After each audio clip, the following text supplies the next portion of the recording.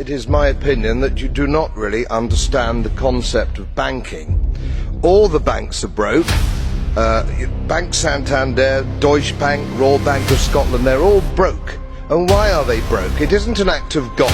It isn't some sort of tsunami. They're broke because we have a system called fractional reserve banking, which means that banks can lend money that they don't actually have. It's a criminal scandal, and it's been going on for too long. To add to that problem, you have moral hazard, a very significant moral hazard from the political sphere. And most of the problem starts in politics and central banks, which are part of the same political system. We have counterfeiting, sometimes called quantitative easing, but counterfeiting by any other name. The artificial printing of money, which if any ordinary person did, they'd go to prison for a very long time.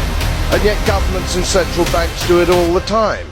Central banks repress the amount of interest that rates are, so we don't have the real cost of money. And yet we blame the real retail banks for manipulating LIBOR.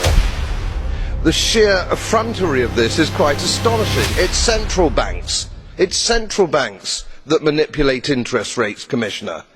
And plus, underneath all this, we talk loosely, in a rather cavalier fashion, do we not, about deposit guarantees. So when banks go broke through their own incompetence and chicanery, the taxpayer picks up the tab. It's theft from the taxpayer. And until we start sending bankers, and I include central bankers and politicians, to prison for this outrage, it will continue.